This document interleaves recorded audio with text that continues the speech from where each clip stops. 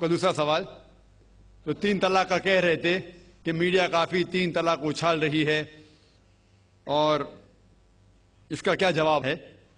افسوس کی بات ہے کہ معاشرے میں، مسلمان کے معاشرے میں 3 قسم کی طلاق ہے۔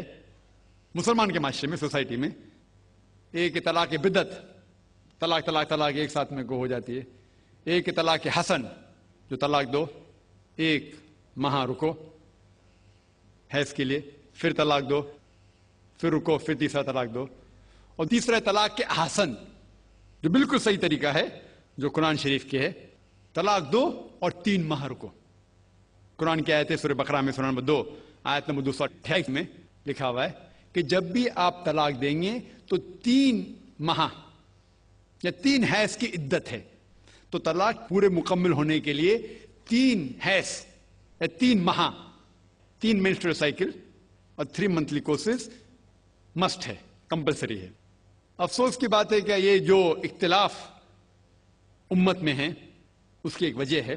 ایک صحیح حدیث ابن عباس رضی اللہ عنہ وہ فرماتے ہیں کہ محمد صلی اللہ علیہ وسلم کے دور میں 3 طلاق ایک ہی مانی جاتی تھی۔ حضرت ابو بکر کے دور میں 3 طلاق ایک ہی مانی جاتی تھی۔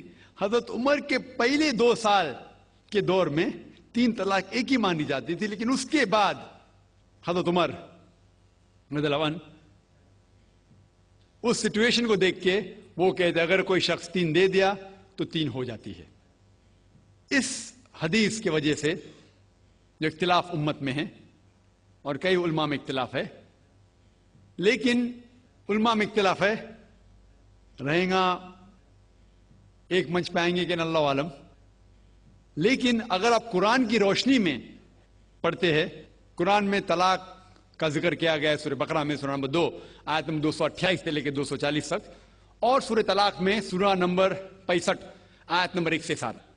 جو قرآن مجید میں طلاق کا ذکر ہے اس کے اندر یہ ہے کہ کبھی کوئی ڈفرنس آف اوپینین، کوئی جھگڑا ہو جاتا ہے شوہر اور بیوی میں، تو پہلا شوہر بیوی بیٹھ کے بات کرے۔ ایسا نہیں کہ بیوی نے نمک زیادہ ڈال دیا اور طلاق طلاق طلاق کہہ دیا اور طلاق ہو گیا۔ اگر بیوی میں نمک زیادہ ڈالا، بولے آپ کو نمک کم چاہیے، معاملہ سلجھ جائے گا، بیٹھ کے بات کرو۔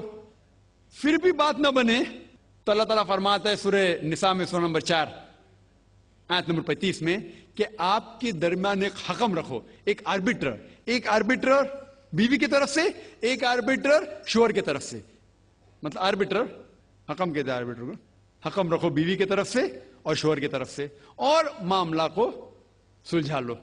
پھر بھی اگر بات نہیں مانے تو آپ پھر طلاق دے سکتے ہیں۔ تو طلاق دیتے ہیں تو کئی اس کے کرائٹیریاز ہے کہ حیض کے وقت طلاق مت دو، جب آپ غصے میں طلاق مت دو، شراب کی حالت میں طلاق مت دو۔ اس کے بعد جب طلاق دیا جاتا ہے تو 3 ماہ رکنا چاہیے۔ یہ طلاق کے احسن ہیں، جو بالکل صحیح طریقہ ہے۔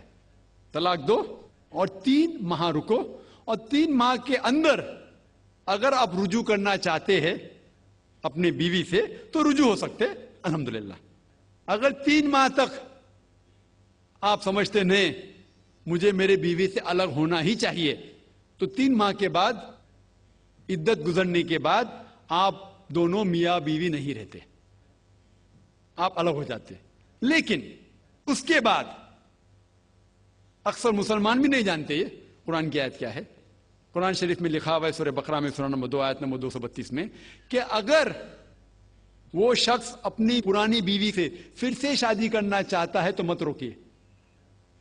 تو اگر طلاق ہو چکا ہے صحیح طریقے سے، طلاق کے احسن کے طریقے سے، اور 3 ماہ ہو گئے، عدت گزر گئی، 6 مہینے بعد اگر لگا بھائی جو میں نے کیا غلط کیا، میں پھر سے شادی کرنا چاہتا ہوں، تو وہ آدمی اپنی پرانی بیوی سے پھر سے نکاح کر سکتا ہے، لیکن نیا نکاح نیا مہر، نیا نکاح نیا مہر، جو کئی مسلمان نہیں جانتے۔ افسوس کی بات ہے کہ ہم مسلمان قرآن کو ترجمے کے ساتھ پڑھے ہی نہیں، صحیح حدیث کو ترجمے کے ساتھ پڑھے ہی نہیں۔ اگر ہم قرآن شریف کو صحیح طریقے سے پڑھیں گے اور صحیح حدیث پہ عمل کریں گے تو یہ جو غلط فہمیاں ہیں دور ہوئیں گی۔ اور پھر سے اگر شادی ہوئی، پھر سے آپ ساتھ میں رہ سکتے، پھر سے پرابلم ہوا تو پھر طلاق دو، پھر 3 ماہ رکو، پھر سے الگ ہو جاؤ، پھر سے آپ چاہتے پھر سے شادی کر سکتے۔ 3 बार जायज है, तीसरे बार आखिरी बार है, उसके बाद आप फिर से शादी नहीं कर सकते जब तक वो दूसरी किसी से शादी नहीं करे। लेकिन मैंने अपनी जिंदगी में एक भी शख्स मेरे जिंदगी में नहीं आया जो तलाक के हसन किया, सही तरीके से तलाक दिया, अलहदा हो गए, फिर निकाह हो गया, फिर अलहदा हो गए, फिर निकाह हुआ, फिर अलहदा है। मैंने कोई भी शख्स मेरे जिंदगी में पूरे दुनिया में ऐसा शख्स के बारे में सुना ही नहीं जो सही तरीके से किया और बिछड़ गया, फिर से शादी की, फिर से बिछड़ गया, फिर से निकाह के, फिर बिछड़ गया, फिर शादी करना चाहता है। अगर आप सही तरीके से कुरान के ऊपर अमल करेंगे तो ये नौबत आएंगी नहीं। और कुछ लोग जो इस्लाम को मजाक बनाए और क्या कहते कि अच्छा अगर एक साथ में दे दिए, 3 तलाक दे दिए, हो गई, अभी क्या हलाला करो। कुरान कहता है 3 तलाक एक साथ में भी देंगे तो एक ही होती है। मोहम्मद सल्लल्लाहु अलैहि वसल्लम के वक्त पे 3 भी एक साथ में देना एक ही होता था। हजरत अबू बकर के टाइम में भी 3 तलाक एक ही होता था। हजरत उमर के दौर में लोग जो कहते 3 तलाक 3 होती है, कई उलमा कहते हैं कि उनने ये अपने फतवे पे रुजू किए और उन्हें अफसोस था कि ये फतवा उन्हें दिए, और कई लोग कहते नहीं उनका फतवा सही था। इसमें उम्मत का इख्तिलाफ है। लेकिन अगर कुरान की रोशनी में देखेंगे तो 3 तलाक एक साथ में भी देंगे तो एक ही होती है। हजरत उमर के दौर में रज़ियल्लाहु अन्हु उन्होंने कहा था कि हम उसे कह नहीं सकते, क्या वो गलत है। लेकिन उलमा ये कहते हैं, मिसाल तो इब्न तैमिया, शेख इब्न तैमिया, वो कहते हैं कि ये हजरत उमर में अल्लाह भी प्लीज रज़ियल्लाहु अन्हु, वो मोहम्मद सल्लल्लाहु अलैहि वसल्लम ने जो कहा उसके ऊपर नहीं है, इसीलिए हमें बात मानना चाहिए कुरान और अल्लाह के रसूल की। इसके अंदर हजरत उमर में अल्लाह भी प्लीज रज़ियल्लाहु अन्हु उन्हें रुजू किया, इसीलिए वो कहते कि 3 तलाक भी होंगी तो एक ही होती है, 3 नहीं होती। इसमें उम्मत का इख्तिलाफ इसलिए है कि हमने कुरान पढ़े ही नहीं। हम अगर कुरान पढ़ेंगे सही तरीके से और जाने, कई लोग ये समझते हैं कि तलाक के लिए 3 बार बोलना जरूरी है, अगर 3 बार नहीं कहेंगे तलाक होती ही नहीं।